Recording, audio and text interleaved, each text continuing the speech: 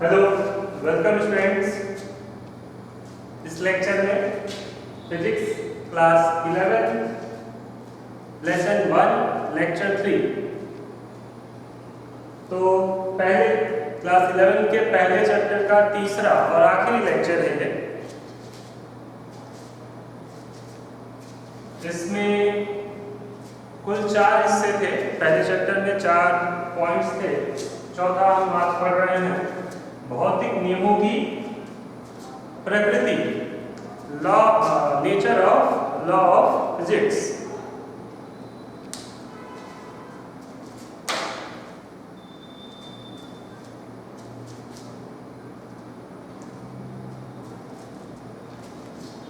ऐसे नियमों यहाँ हमें क्या देखना है कि फिजिक्स में जो भौतिक में जो कई नियम दिए गए हैं या दिए जाते हैं, जैसे आप कई महान वैज्ञानिकों का नाम सुन चुके होंगे, न्यूटन, आइंस्टीन, कूलॉम, हमारे भारतीय महान वैज्ञानिक सर सीवी रमन, सत्येंद्रनाथ बोस और भी कई लोग। इन लोगों ने भौतिक से संबंधित कुछ बड़े और आधारभूत नियम दिए हैं इन लोगों ने। तो नियमों को देने के लिए या नियम बनाने के लिए मूलभूत सोच क्या होती है, उसी को कहते हैं भौतिक नियमों की प्रकृति। जैसे उदाहरण के लिए मैं एक चीज आपसे शेयर करूं। आपको एक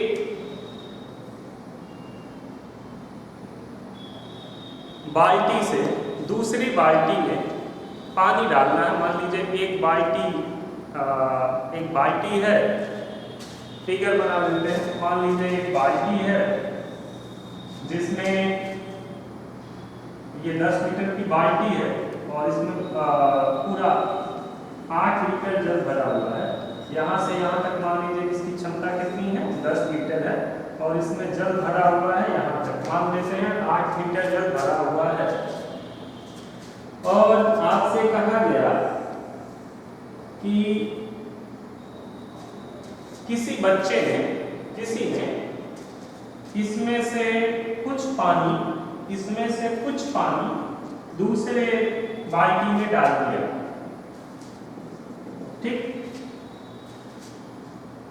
मान लीजिए इसमें यहां तक पानी आ गया और इसका जो जल स्तर है वो घट गया। आपसे कहा जाएगा जरा आप इसका अध्ययन करिए और दोनों बाल्टियों में कितना पानी है इसके बारे में कुछ बताइए। तो सबसे पहले आप एक मूल चीज जानते हैं, बेसिक, कि सबसे पहले बाल्टी में कितना पानी था, 8 लीटर। दूसरी बाल्टी खाली थी, हमने इसका पानी इसमें डाला। यदि मान लीजिए उसके बाद पहले में x पानी डालने के बाद पहली बाल्टी में x लीटर पानी बचा और दूसरी बाल्टी में y लीटर पानी बचा, तो x प्लस y बराबर 8 लीटर। क्योंकि कहीं और से पानी नहीं आया, इसमें जितना पहले पानी था उसका आपने इसमें कुछ डाल दिया, लेकिन फिर भी जब कोई अलग से पानी नहीं आया तो कुल पानी दोनों का मिला के कितना है, 8 लीटर। तो ये मूलभूत नियम है। खैर, हम यहाँ बात जल की कर रहे थे। जल के साथ मान लो सूर्य की गर्मी ज्यादा है तो जल क्या होगा, वाष्प में परिवर्तित होकर उड़ सकता है। यदि गर्मी ज्यादा है या इसके नीचे आपने स्टोव या आग जला रखी है तो भी पानी गर्म होकर उड़ जाएगा, पानी कम हो जाएगा। ये बस उदाहरण एक समझने के लिए था। हमारे जो वैज्ञानिकों ने सोचा, सबसे पहले सर न्यूटन ने, उन्होंने कहा कि उनके जो नियम थे वो मूलतः द्रव्यमान को लेकर थे। उन्होंने कहा कि द्रव्यमान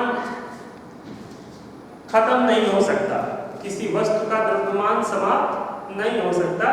हाँ, द्रव्यमान उसमें जोड़ा जा सकता है, घटाया जा सकता है। ऐसा नहीं है कि 1 किलो द्रव्यमान था और वो गायब हो गया, या एक किलो की मान लो कोई मिट्टी का टुकड़ा है, आपने उसको फेंका कहीं, तो जाके जब जमीन पे वो गिरेगा और बिखर जाएगा छोटे छोटे टुकड़ों में, तो द्रव्यमान अब भी 1 केजी का है। वो जब बड़ा था तो 1 केजी का था, जब टूट गया कई छोटे छोटे टुकड़ों में, फिर भी आप सभी टुकड़ों को एक पास समेट के तोलिए तो वो 1 केजी ही होगा। बाद में कुछ परिवर्तन हुए, एक और महान वैज्ञानिक का उदय हुआ, आइंस्टीन, जिनका आप नाम जानते हैं। तो आइंस्टीन का एक बड़ा ही अच्छा सिद्धांत है जो आज तक सही माना जाता है कि ऊर्जा अविनाशी होती है। मतलब ऊर्जा को आप ना ही उत्पन्न कर सकते हैं ना ही समाप्त कर सकते हैं, बस एक रूप से दूसरे रूप में परिवर्तित कर सकते हैं। इससे पहले न्यूटन का जो नियम था, द्रव्यमान अविनाशी होता है, ना उसको उत्पन्न किया जा सकता है ना उसे समाप्त किया जा सकता है, बस एक रूप से दूसरे रूप में बदला जा सकता है। जैसे जल को बर्फ में, बर्फ को पानी में, पानी को वाष्प में, सब अलग अलग रूप है लेकिन सब द्रव्यमान है। इस नियम में कुछ त्रुटियां आई, कुछ गलतियां हुई, तो आइंस्टीन ने आगे चल के नियम दिया कि ऊर्जा अविनाशी है, ऊर्जा को ना तो उत्पन्न कर सकते हैं ना ही समाप्त कर सकते हैं। तो जो भी नियम दिए गए सब ऊर्जा को दिए गए। अब यहाँ आप इस उदाहरण से समझ सकते हैं मेरे कि मान लीजिए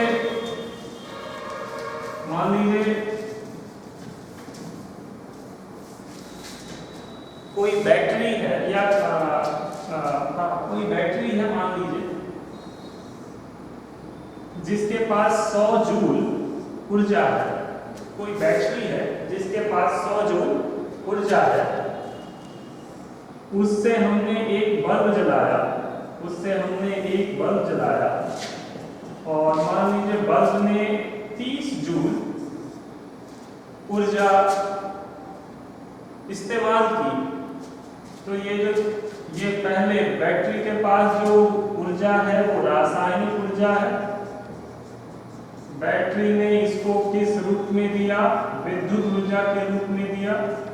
अब इस विद्युत ऊर्जा को ये बल्ब किसमें परिवर्तित करेगा? प्रकाश ऊर्जा। और आपको पता होगा बल्ब गर्म भी होता है जलने पे, तो ऊष्मीय ऊर्जा, ठीक है, ऊष्मीय ऊर्जा।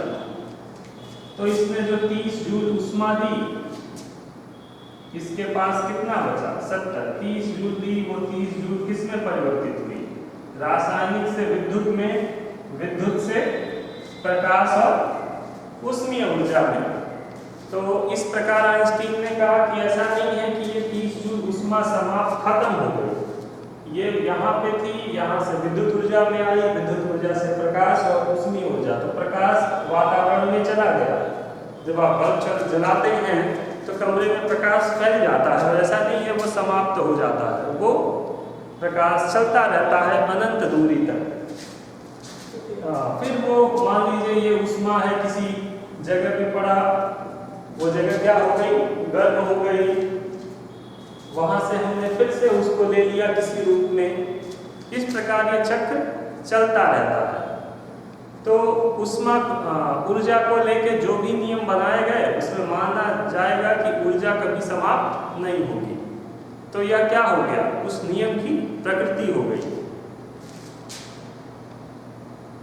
तो भौतिक में जो मूल नियम है उनकी प्रकृति क्या है?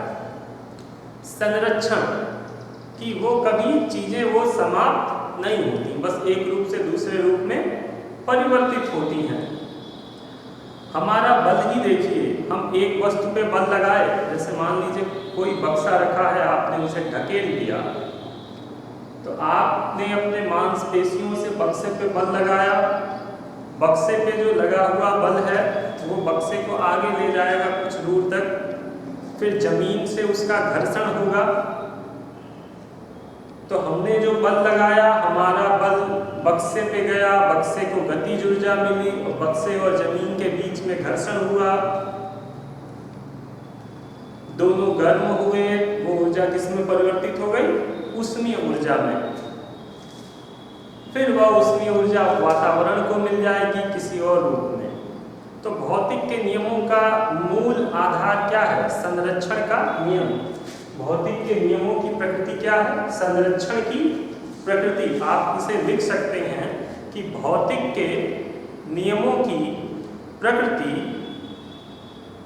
संरक्षण है, या संरक्षण का सिद्धांत ही भौतिक के नियमों की प्रकृति है। ज़्यादा बेहतर है, संरक्षण का सिद्धांत ही भौतिक के नियमों की मूल प्रकृति है। बिना इस सिद्धांत के कोई भी भौतिक के नियम नहीं दिए जा सकते। तो ये रहा एक पॉइंट।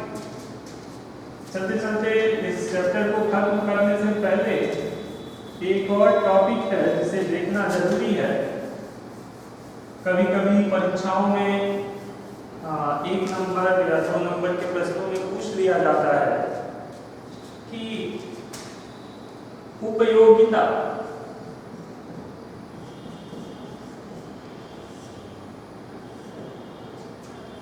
भौतिक की उपयोगिता,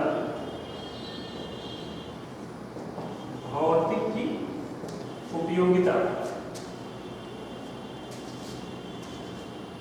बड़ा ही अच्छा टॉपिक है। भौतिक की उपयोगिता मतलब भौतिक का उपयोग क्या है? कोई भी नियम, कोई भी वस्तु अच्छी या बुरी नहीं होती। कोई भी नियम, कोई भी वस्तु, कोई भी व्यक्ति या कोई भी कार्य अच्छा या बुरा खुद में नहीं होता। निर्धारित इस बात से होता है कि उसका प्रभाव क्या है उसके उपयोग करने वाले पर। वह तय करता है कि वह अच्छा है या बुरा। जैसे एक अच्छा टॉपिक अल्ट्रासाउंड। अल्ट्रासाउंड एक जीव विज्ञान में, बायोलॉजी में या मेडिकल साइंस में उपयोग होने वाला एक टेक्निक है, एक टर्म है, जिसमें क्या करते हैं कि कुछ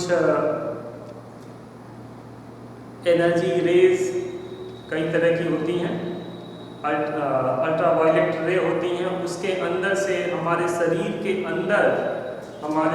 के अंदर के जो अवयव हैं उनके चित्र को देख सकते हैं और उनकी गति को समझ सकते हैं। ये अच्छा है इस तरीके से कि मान लीजिए किसी के शरीर के अंदर कोई बीमारी हो गई, कैंसर हो गया, कुछ भी हो गया, तो बिना उसके शरीर को काटे पीटे उसी अल्ट्रासाउंड से या उस एक्सरे से देख लिया गया कि उसके शरीर में क्या दिक्कत है और उसका इलाज किया जा सकता है। यह उसका अच्छा तरीका है, सही पहलू है हमारे लिए। उसका गलत पहलू क्या है? लिंग निर्धारण। बच्चे के जन्म से पूर्व लिंग निर्धारण करा के और गर्भ में ही शिशु को मार देना, ये उसका गलत उपयोग है। इस प्रकार हम देख रहे हैं कि एक ही टेक्निक अल्ट्रासाउंड किसी को बीमारी से बचाने के लिए बहुत अच्छी है, तो वहीं किसी शिशु के लिए उसके माँ के गर्भ में ही उसकी हत्या भी करवा सकती है। दूसरा नियम लिए अपने भौतिक में परमाणु ऊर्जा। परमाणु ऊर्जा में जो प्रदूषण होता है वो कम होता है उस स्थिति में जब वह परमाणु क्रिया परमाणु भट्टियों में कराई जाती है, परमाणु संयंत्रों में कराई जाती है और उससे विद्युत या कोई ऊर्जा उत्पन्न की जाती है नियंत्रित तरीके से। तो वो ऊर्जा पेट्रोल डीजल के तुलना में काफ़ी अच्छी होती है, पर्यावरण का नुकसान नहीं करती है, लेकिन वही परमाणु ऊर्जा जब किसी बम के रूप में परमाणु बम बनाकर कहीं गिरा दिया जाए तो एक पूरे क्षेत्र की मानवता को समाप्त कर सकती है। आप हिरोशिमा, नागासाकी, जापान के दो बड़े और विकसित शहरों के विनाश के बारे में पढ़ चुके होंगे। विद्युत है, हम इसका उपयोग अपने दैनिक जीवन में सुख सुविधाओं के लिए कर सकते हैं, लेकिन इसी विद्युत का उपयोग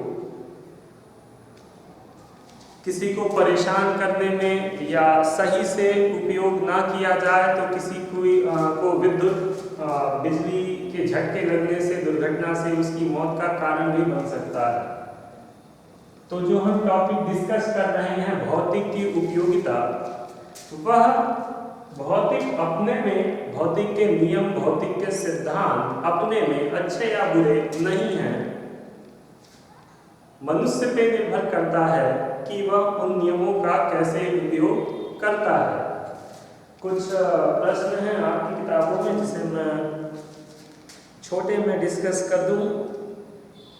तो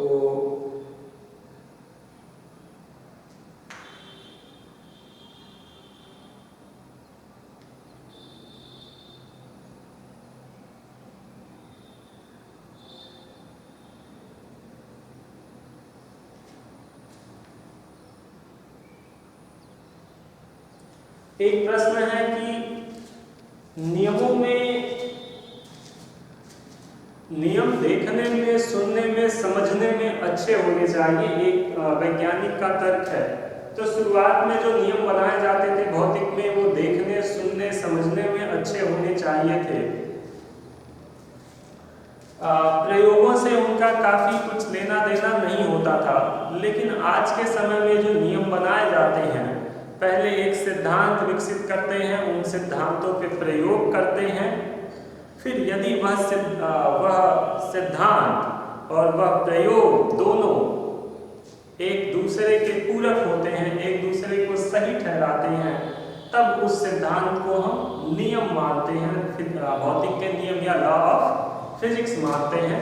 ऐसे ही कई वैज्ञानिकों के अपने कथन हैं, आप किताब पढ़ सकते हैं और उनके बारे में जान सकते हैं। ये पूरा पाठ एक तरीके से इतिहास ही है, इसीलिए इसे मात्र 3 वीडियो में हम समाप्त कर रहे हैं। और अगले वीडियो में हम चैप्टर 2 शुरू करेंगे, गति, मोशन। तो आपसे रिक्वेस्ट है कि आप अपनी अवेलेबिलिटी के अकॉर्डिंग, आपके पास जो बुक है, नोट्स हैं या और भी डिजिटल साइट्स हैं, उन पे आप जाएं, मोशन या गति के बारे में कुछ पढ़ें, और जब हम नेक्स्ट वीडियो में आपसे मिलें तो आप उसे बेहतर समझ पाएंगे इस तरीके से। और इस वीडियो के लास्ट में भी यदि आपको मोशन को कैसे पढ़ा जाए या कैसे शुरू किया जाए, आपके कोई विचार हो तो आप हमसे साझा कर सकते हैं। धन्यवाद।